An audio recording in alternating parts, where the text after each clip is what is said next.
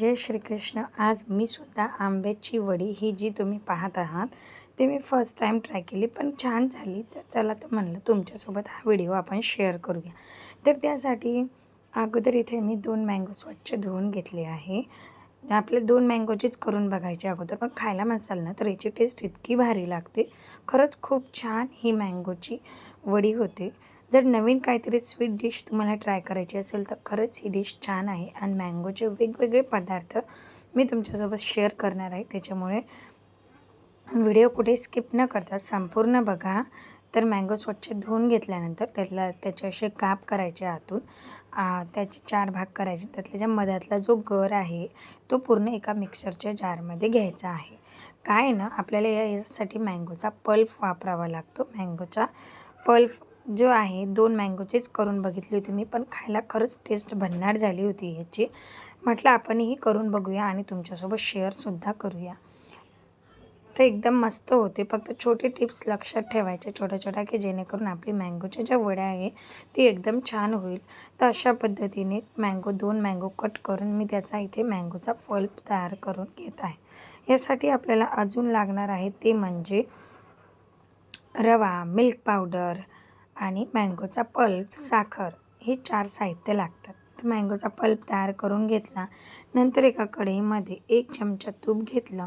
त्याच्यामध्ये 1 वाटी घेतली. त्या वाटीने सपाट वाटी इथे मी बारीकवाला रवा घेतला होता. हा रवा मध्यम आचेवर मस्त खरपूस भाजून घ्यायचा.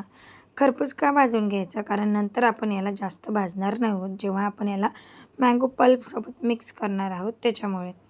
तर इथे मँगो हलकंसं असं भाजून घ्यायचं आहे याला. गॅसची फ्लेम कमी ठेवायची आणि तुपामध्ये मस्त खरपूस भाजून घ्यायचं आहे. थोडासा नॉर्मल याचा कलर चेंज होईपर्यंत भाजायचा आहे.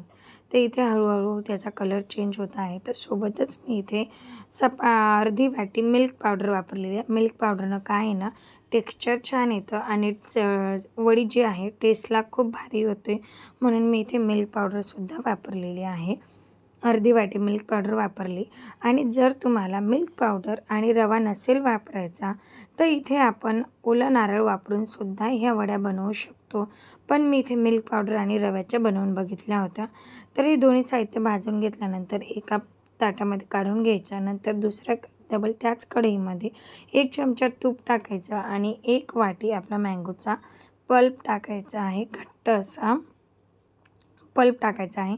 आता हा पल्प आपल्याला मंद आचेवर मस्त भाजून घ्यायचा आहे. ओल्या नारळाच्या सुद्धा करतात, पण जर तुम्हाला रव्याच्या किंवा मिल्क पावडरची बनवायची असेल तर अशी वडीसुद्धा खायला छान होते. फक्त याचा कलर जो आहे थोडासा ब्राउनिश येतो, कारण आपण याच्यामध्ये रवा आणि मिल्क पावडर भाजून वापरलेली असते म्हणून. तर अशा पद्धतीने हे एकसारखं मिक्स करायचं आहे आणि याला 3 ते 4 मिनटं होऊ द्यायचं. नंतर इथे अर्धी वाटी साखर वापरायची आहे. साखर आपण आवश्यकतेनुसार वापरू शकतो मँगोमध्ये, कारण मँगो पण गोडच आहे हा. तर मी इथे अर्धी वाटी वापरलेली आहे. साखर पूर्ण वितळल्यानंतर त्याच्यामध्ये रवा आणि मिल्क पावडर जे आपण भाजून घेतलं होतं ते पण त्याच्यामध्ये टाकून द्यायचं आहे. आता टाकून दिल्यानंतर याला कंटिन्युअसली हलवत राहायचं आणि गॅसची फ्लेम अतिशय कमी ठेवायची. आता याला तोपर्यंत परतायचं जोपर्यंत याला कढई सोडत नाही, तोपर्यंत याला मस्त परतत घ्यायचं.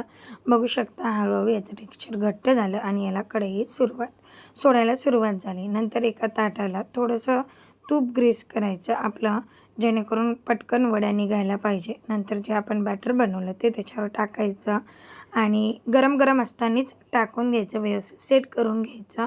काय ना, गरम असताना सेट करून ठेवलं की मग वड्या पडायला सोपं जातं.